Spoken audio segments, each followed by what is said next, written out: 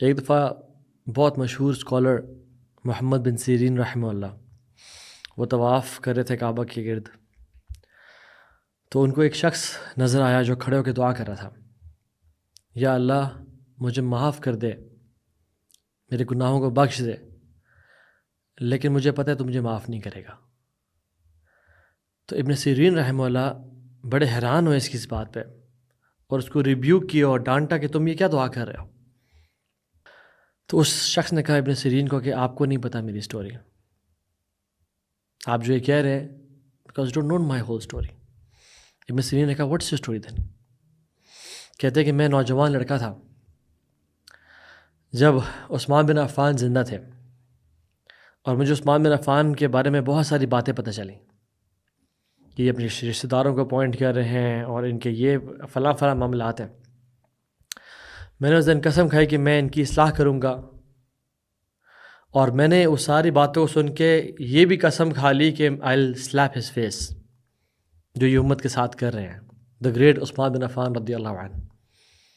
یاد رکھیں عثمان بن عفان وہ ہیں جنہوں نے اتنے زیادہ اونٹ دیے، 700 روایات میں آتا ہے اور کچھ میں 1000 اونٹ کا آتا ہے کہ اللہ کے نے کہا عثمان بس کر دو، آج کے بعد تو جو مرضی کر، اللہ نے تجھے معاف کر دیا۔ مسلمانوں کو جب پانی میسر نہیں تھا، کنواں خریدنے والے عثمان بن عفان تھے، اللہ کے نبی کے داماد، اور ایک دفعہ نہیں 2 دفعہ 2 بیٹیوں سے نکاح کیا۔ پہلے رقیہ سے رضی اللہ عنہ جب ان کی وفات ہو گئی یوم البدر پہ، اس کے بعد اللہ کے نبی نے اپنی دوسری بیٹی بھی عثمان بن عفان کو دے دی اور کہا عثمان میری اگر 100 بیٹیاں بھی ہوتی اور باری باری وہ مرتی جاتی میں تجھے دیتا۔ کبھی ہسٹری میں ایسا نہیں ہوا کہ ایک نبی کی 2 بیٹیاں کسی ایک شخص کے پاس ہوں۔ اللہ استحی من رجل تستحی من الملائکہ، رسول اللہ نے کہا صلی اللہ علیہ وسلم کہ میں اس بندے سے حیا نہ کروں جسے ملائکہ حیا کرتے ہیں۔ عثمان بن عفان جنہوں نے مسجد نبی کے زمین کا ایک حصہ مسلمانوں کو خرید کے دیا اور اپنا سب کچھ نشاور کر دیا، اور عشر مبشرہ جو 10 پرومسڈ جنہ تھے صحابہ کے، ان میں سے چوتھے نمبر پہ عثمان بن عفان تھے۔ لیکن this young man wanted to correct Uthman bin Affan because اس کو لگا کہ Uthman bin Affan is cutting corners, وہ شریعت کی باتوں پہ عمل نہیں کر رہے۔ یہاں میں پاز کرتا ہوں اور ایک اور واقعہ بتاتا ہوں آپ کو۔ ایک شخص ایجپشن تھا جو کہ آیا مکہ میں طواف کرنے کے لیے، اور دیکھا ایک بزرگ انسان بیٹھا ہوا ہے، اور اسے کہا کہ یہ کون ہے؟ لوگوں نے کہا کہ عبداللہ ہے، عمر بن خطاب کے بیٹے عبداللہ بن عمر۔ تو انہوں نے اس ایجپشین بندے نے آ کے کہا عبداللہ بن عمر کیا آپ کو پتہ ہے کہ عثمان بن عفان احد سے پیٹ پھیر کے بھاگ گئے تھے؟ عبداللہ بن عمر نے کہا جی۔ اس نے کہا کیا آپ کو پتہ ہے کہ بدر میں بھی عثمان بن عفان شریک نہیں ہوئے تھے؟ کیا سچی نیوز ہے؟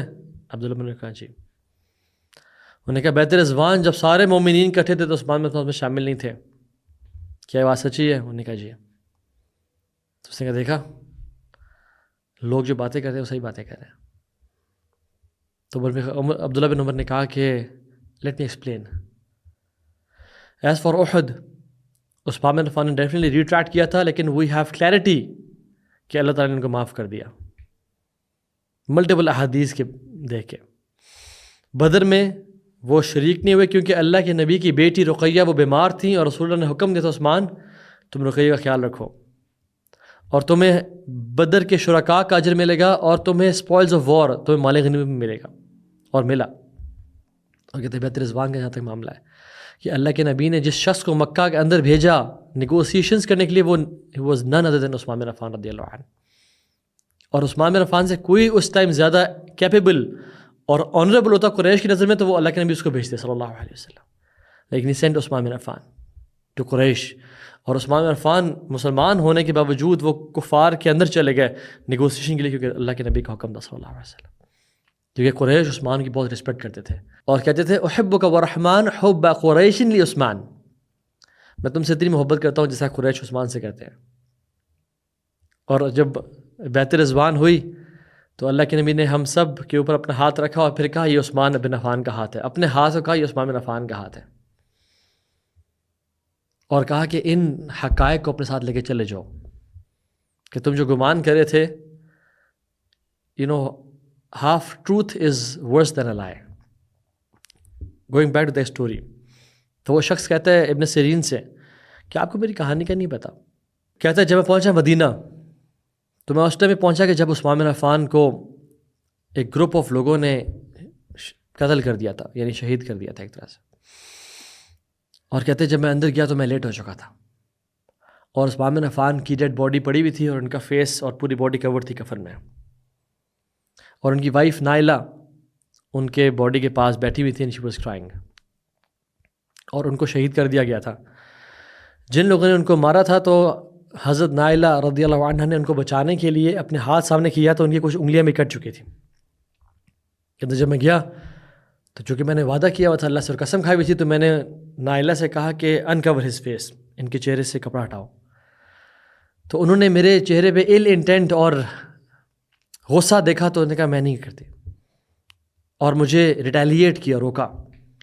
لیکن اپنے غصے میں کہ انہوں نے امت کے ساتھ کیا کیا، میں نے ان کے چہرے ان سے کپڑا ہٹایا and I slept his face. Usman bin Affan کے چہرے کو میں نے سلیپ کیا.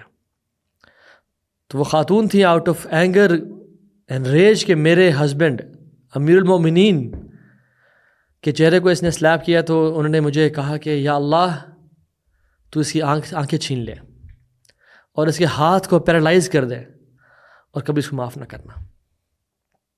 تو یہ بات کہتے ابن سیرین سے، وہ کہتے ہیں اس نے کپڑا اٹھایا احرام کا اور کہا کہ میرے ہاتھ کو دیکھیں.